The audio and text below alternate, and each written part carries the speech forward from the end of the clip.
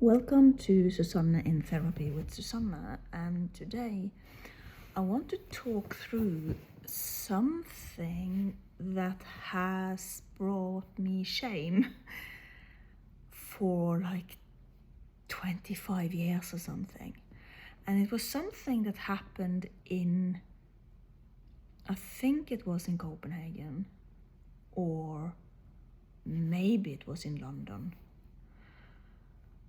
And I'm fairly sure it was in Copenhagen, but that isn't so important.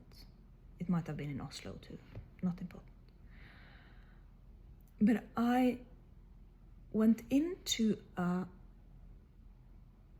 store that sold ballet gear. And I wanted a pair of shoes, ballet shoes. And when I tried on some shoes, and then I said to the person working in the store that they were too big for me, so if I could try on a different size. And then the guy working in the store said to me, but you need room for, a thing I don't remember what it's called in English. And in that moment, it became so clear, in my head at least, that I was not a ballet dancer and that I was a fraud. And I had exposed myself by forgetting that thing about dancing ballet. I had exposed myself as a person that did not dance ballet.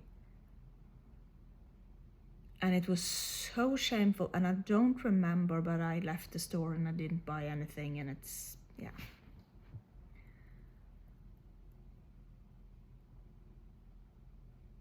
But for some reason,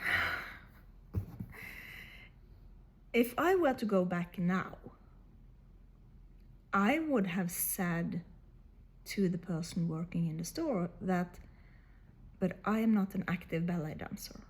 So I am not here to buy shoes to dance in. And I wasn't that back then either. I am here to buy a pair of shoes so that I can use it as decoration in my own home, but also have them on me, not to dance, but to take photographs with them. Because I'm an old ballet dancer. I used to dance ballet, but I am not planning on dancing professional ballet ever again. And if I am to do that, I would rather come back and buy shoes for that purpose. Or I might have said, oh, you're right, you know what, I'm not actively dancing ballet now, so I didn't remember that, but please guide me. And it's so weird that I felt that enormous shame. And I'm still regretting not buying those shoes, because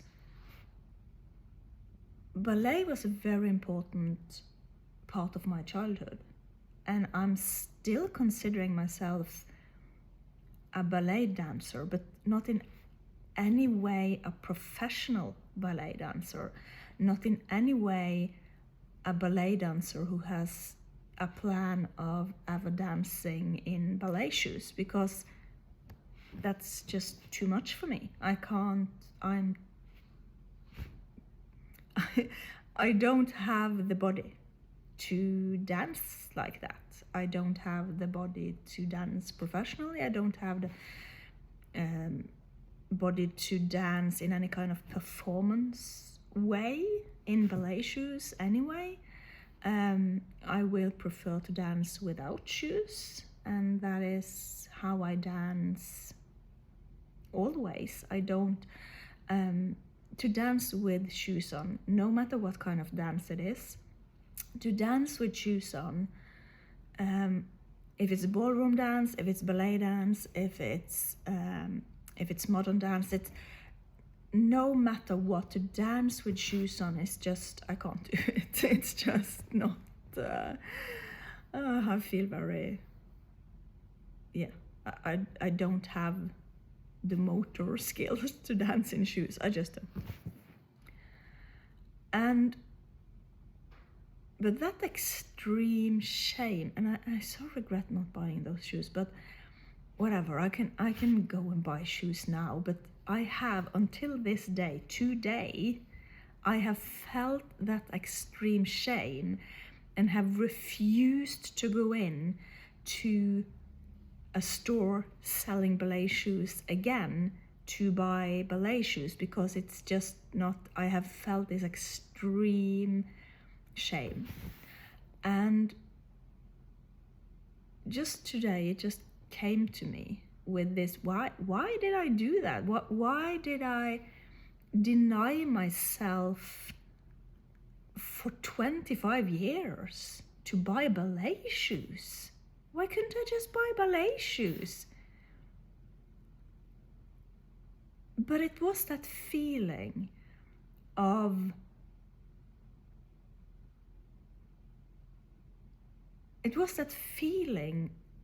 exposing myself as a fraud.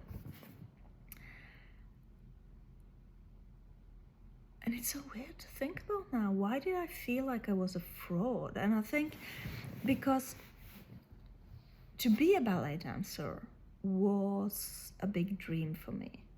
And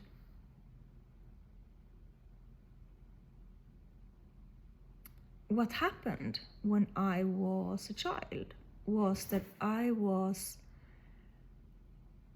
dancing ballet for 6 years, I think, from I was 3 to I was 9. I was dancing ballet, and I was very proud when I was dancing ballet. I was very fond of dancing ballet, although I have always had this shame thingy. I danced ballet in a dancing school that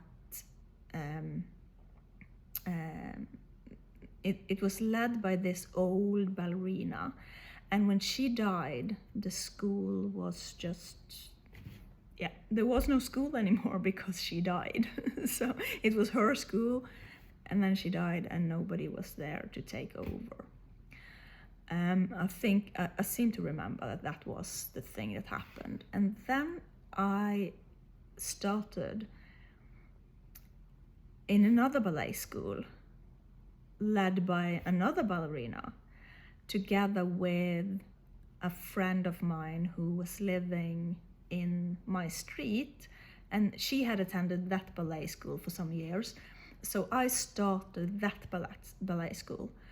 But that ballerina who led that school, she was kind of horrible. So she just placed new students. Maybe it was because we were from this other school, I don't know. But she just placed new students in the back, and she preferred her old students, and it was kind of sad to be there because we weren't, the way I remember it, we weren't allowed to really dance. We were just placed in the back, so just stay there, you are not good dancers. So it was this very, even though I had danced for many years, I and other new students at that ballet school, we got the message, very clear message, that you do not know how to dance. And it was probably some kind of beef between that ballet school and the ballet school we had been attending, and it probably didn't have anything to do with us children, but back then it felt like it was us children, because I was a child, so why would I know that there was beef between the ballet schools? But in retrospect, it's very obvious that old proud narcissistic ballerinas had their own ballet schools and were just beefing with each other. So now that seems kind of logical. But back then, I fairly soon just quit that ballet school again and never danced ballet in a ballet school again. I danced a little bit ballet a bit later, some years later, but it was never again this. So when I was 10, it was kind of over. My ballet dancing was kind of over because I did not enjoy that ballet school, and I think that was kind of, it wasn't that bad. This is Bergen, so it's not like the most it's not New York, so it wasn't like so it wasn't a ton of ballet schools here, but I went to other kinds of I did attend different kinds of dancing courses and so on, but the classical ballet, when I was 10, that was kind of over for me, although I attended some years later a course here and a course there. So I was probably carrying this shame from that experience,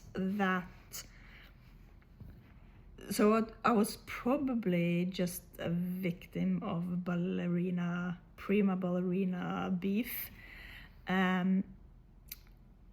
But I was probably carrying that shame partly, so it can partly be explained by that. But also the shame of being what I believed to be fat. Because I remember in when I was 14 something, a teacher we had in school, he was fairly awful. So he told the class that fat girls could not dance ballet. They maybe had a dream of dancing ballet, but they could never dance ballet.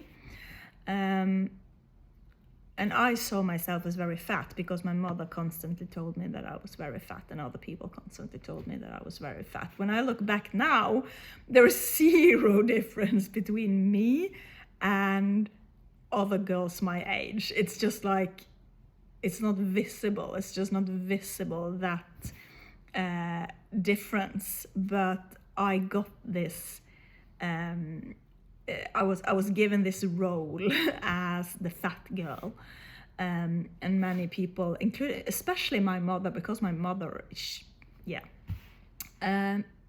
so there was different things from my childhood that made me carry this shame that probably resulted in me feeling like a fraud, and feeling like I had that I kind of had to fool that store, instead of just going into that store and just buying whatever I wanted. Well, the store didn't care. They just wanted to earn money. So why would they care if I was actually dancing ballet, or if I just wanted to have a couple of ballet shoes? Why would they care? They were just happy to sell their stuff. So it's a strange situation that I sat there and really, really felt like a fraud. And because I was also always in this, I had this attempt at asserting myself as okay, so I had this wish anywhere I went, I had this wish of being body positive and being, to say that people with my body can also dance ballet. People with my body can also use these clothes and so on. And when I look back, it's just absurd, because I was so similar in size to other girls and to other young women.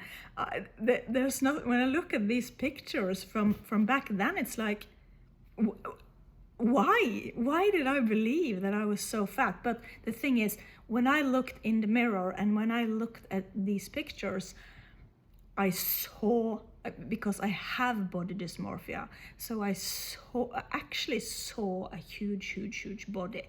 So in my, when I tried to actually to decide, to look at bodies and decide where am I in that range of body sizes, I actually saw a very huge body. Now it's absurd to look at those pictures from back then, but back then I actually saw a fat body. So I had this idea that I was very, very big and that I had to be body positive and assert the rights of fat girls to also do stuff. To also, fat girls are also allowed to dance ballet. That's a great motto. There's nothing wrong with that sentiment that all body types and all body sizes are allowed to dance ballet. It's nothing wrong with that. But that I actually believed that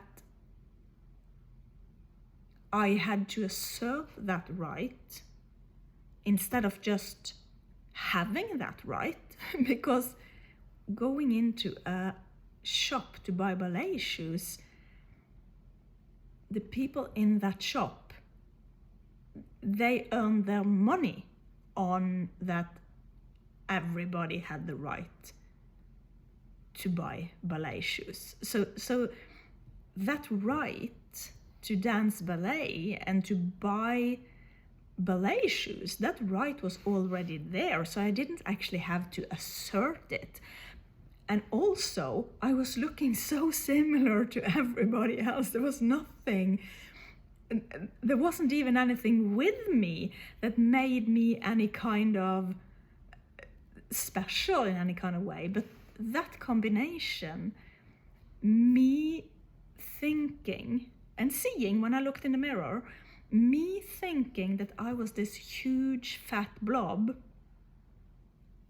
and the belief that I was only allowed to dance ballet if I fought for the right to dance ballet, even though I was not fat, and everybody already had even if I was fat, I had the right, and the people in that store, they earned their money on that I had that right.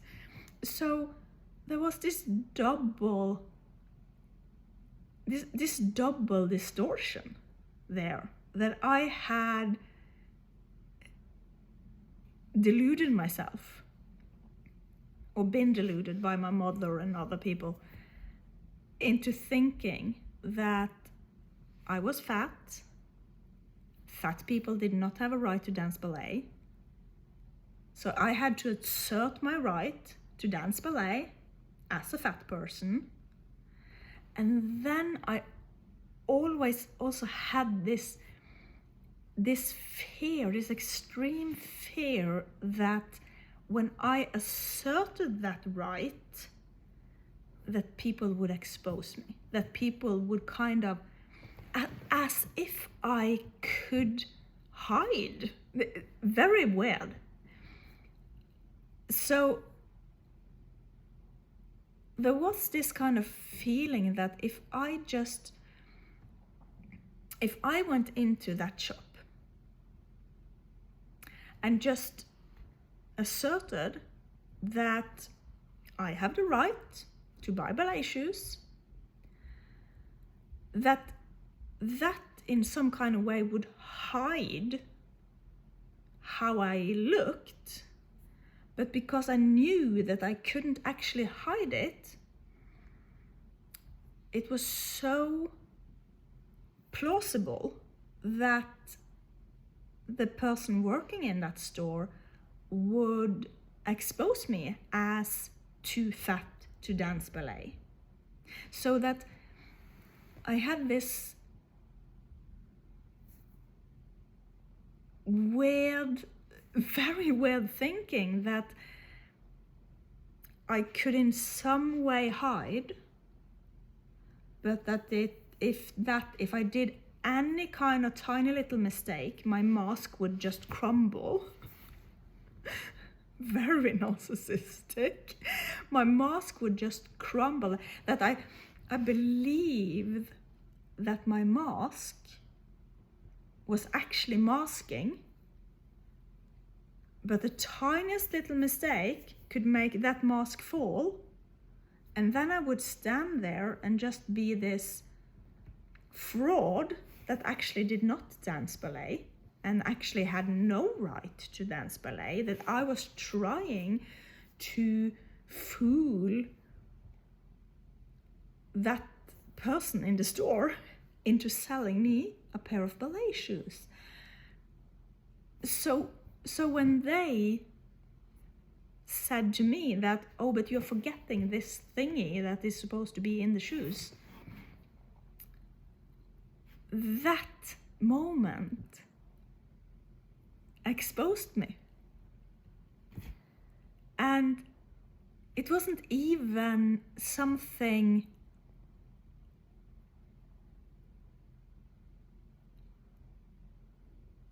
it just wasn't. It was just a reminder from that person in the store that, wait, are you going to use this for dancing? You are forgetting something. And so it's actually more likely that the person in the store was looking at me and thinking, oh, but wait, you're forgetting. You're just forgetting. I'm just reminding you. You are a dancer, you are a ballet dancer. I'm just reminding you because you are forgetting this. So you're just thinking a bit wrong in the moment. That's not my problem. I'm just here to help you. But in that moment, I felt this overwhelming shame. And I felt so exposed that it took me until today to think that, why couldn't I just buy those shoes? I could just have said that I'm not an active ballet dancer, so I'm not actually going to dance in them. So I would rather just have a pair of ballet shoes that I can put right on me without any kind of extra stuff. I just want a pair of ballet shoes I can put right on me just to take pictures. I'm gonna sit down when I take these pictures, and I'm just, for the rest of the time, I'm just gonna have them on my wall or in my shelf or something. I'm actually not here. I'm just here to buy the shell of the shoe. I'm just here to buy a pair of shoes just to remind me of my childhood when I danced, and not to actually dance in them. Or I could just have said, oh my God, you know what? It's a long time since I've been dancing. Can you just show me? So, oh my God, that mask, that belief that I actually could, the belief that I could hide something that wasn't even there. It wasn't real. My thinking, my belief, the thing I was hiding wasn't even existing. There was a non-existing thing I was hiding. And the exposure was that I just was myself, because I couldn't hide myself. You know, the very strange, very weird. The narcissistic belief that you can hide yourself, that's a weird one. But I truly, in that moment, believed that that comment from the person in the store had exposed my mask. I truly did believe it. But my mask wasn't masking anything at all. And suddenly I sat there and I was this fat girl who had nothing in a ballet class to do. And then I just looked like everybody else, and I probably looked like a dancer because I had been dancing other kinds of dances. So I probably had the body of a dancer. So it's weird. Okay, that was it. Bye.